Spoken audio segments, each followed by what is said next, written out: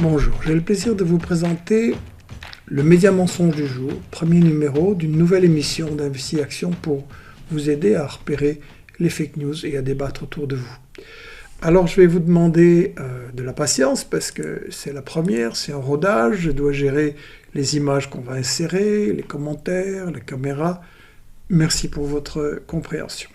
Actuellement, les médias occidentaux continuent à marteler sur les 300 morts qui, selon eux, auraient été provoqués par le bombardement russe sur le théâtre de Mariupol le 16 mars dernier. On voit ça dans absolument toute la presse. Que disent les Russes? Ils ont tout de suite démenti avoir bombardé ce théâtre, ils affirment n'avoir mené aucun raid aérien dans ce secteur ce jour-là. Comment savoir? Des témoins? Jeudi dernier, je publiais un reportage avec Christelle Néant, journaliste française qui vit et enquête sur place depuis 6 ans. Ici, on passe la vidéo de Nikolai en très court. И вы знаете, что случилось в драмтеатре? Взорвали драмтеатр. Так что это не авиабомбы, Нет, туда да? ничего не попадало. Его взорвали изнутри. Это заложили туда просто динамит или я не знаю что. И люди были еще внутри или нет? Ну, в подвале, потому что... Там прятали. Люди везде прячутся. Любая какая-то укрытие, какое-то подземное какое-то помещение, везде люди. Donc pour lui et pour d'autres personnes qui depuis ont pu fuir Mariupol, c'est pas un bombardement russe qui a détruit le théâtre, mais le régiment nazi Azov au moment de quitter les lieux, et il n'y avait pas de victimes civiles. Vous avez sans doute remarqué que la même photo a circulé en boucle dans tous les médias le même jour. Au départ de la BBC en fait. Dans ces cas-là, c'est important de chercher quelle est la source de départ pour vérifier si elle est fiable. Ici, la seule source c'est la mairie de Mariupol. Problème, les médias occidentaux ont oublié de signaler que le maire Vadim Boychenko, avait quitté Mariupol et se trouvait en fait très loin de la ville. En réalité, la BBC et CNN se basent sur une seule source, Petr Andriushchenko, qui conseille le maire et qui a récemment salué le régime nazi comme les courageux défenseurs de la ville. J'ai aussi interrogé Christelle Néant, qui est dans la région et qui est intervenue récemment dans Michel Midi, et elle anime le site Donbass Insider. Elle m'a indiqué qu'en fait, le maire de Mariupol avait quitté la ville il y a plusieurs jours déjà.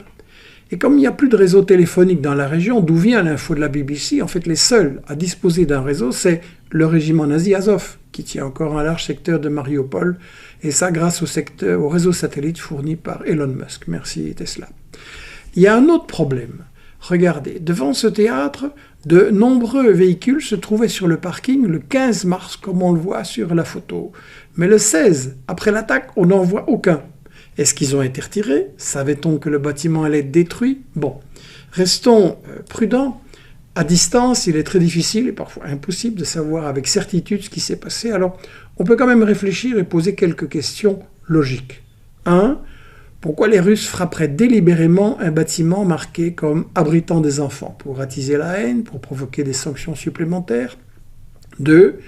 La population civile de Mariupol est essentiellement russophone, donc apparemment plutôt favorable à l'armée russe. Quel serait l'intérêt de les frapper volontairement? 3. L'étau est en train de se resserrer sur les milices paramilitaires à Mariupol. Elles cherchent par tous les moyens à échapper à l'assaut final qui risque bien d'être impitoyable. Il faut rappeler que les forces engagées pour la prise de la ville, ce n'est pas l'armée russe, ce sont les forces des républiques du Donbass, où Azov a commis de multiples atrocités durant 8 ans. Et 4, les combattants ukrainiens cherchent désespérément à vaincre les réticences occidentales pour établir une zone d'interdiction de vol au-dessus de l'Ukraine. Ils vont donc accroître les atrocités et les mettre sur le dos des Russes pour obtenir ça. Mais, je le répète, nous sommes ici dans le brouillard de la guerre et il est assez logique que des situations comme celle-ci soient floues. Donc, compte tenu de ce qu'on sait et de ce qu'on ne sait pas, les décideurs et les médias occidentaux devraient quand même être prudents. Ce qui m'a surpris, c'est que le théâtre a explosé le 16 mars. On en a beaucoup parlé, puis on est passé à autre chose. Mais le 25 mars, tout à coup, ça revient et dans tous les médias occidentaux en même temps. C'est bizarre, non? Il aurait fallu 9 jours pour prétendument savoir qu'il y aurait environ 300 morts, 9 jours et environ. Ce qui est bizarre, c'est qu'on a d'abord eu toutes sortes de chiffres très précis, 1000 morts, 500 morts. Et puis des journalistes tout à fait favorables au régime de Kiev ont écrit dès le lendemain que selon les sources officielles, toutes les personnes réfugiées dans les caves avaient miraculeusement survécu. Ici, il y a Ponomarenko, correspondant à Kiev pour des médias US européens, It's a miracle, ils ont tous survécu.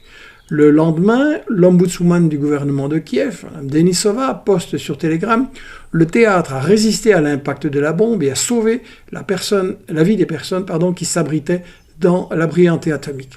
Quelle est la source de cette curieuse relance le 24-25 mars? Eh bien, l'excellent site Grayzone aux États-Unis, que je vous recommande fortement, a enquêté et a découvert que la source pour la BBC, c'était une agence de relations publiques engagée depuis longtemps dans la bataille de l'info contre la Russie. Orissia Kimiak, qu'on voit ici, sert à présent de fixeur, comme on dit pour la BBC, c'est-à-dire la personne qui organise sur place les journalistes étrangers, les met en contact avec les personnes interviewées, cherche les lieux de tournage. Donc c'est la personne qui décide en fait beaucoup, d'autant que ces journalistes étrangers, en général, ne parlent pas la langue du pays en guerre. Mais que faisait Orissia avant? Elle travaillait pour Riface, une agence de relations publiques ukrainienne, comme on dit, spécialisée dans la communication pour vendre un pays, un gouvernement à l'opinion, donc pour diaboliser. Et d'ailleurs, dans ce post, elle écrit que tous les Russes sont mauvais. C'est une curieuse journaliste pour la BBC. Riface, en fait, ce sont des petits faussaires.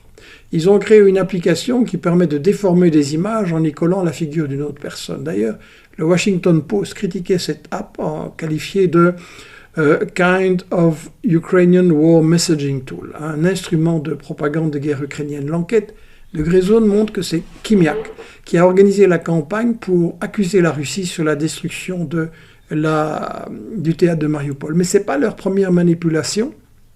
C'est déjà cette agence qui avait organisé, souvenez-vous, le média mensonge de l'île aux serpents. Ils avaient raconté, Orissia et Riface avaient raconté au monde entier les dernières paroles soi-disant des défenseurs de l'île aux serpents menacés par la marine russe. Ils avaient dit héroïquement « fuck you » et ils étaient tous morts héroïquement.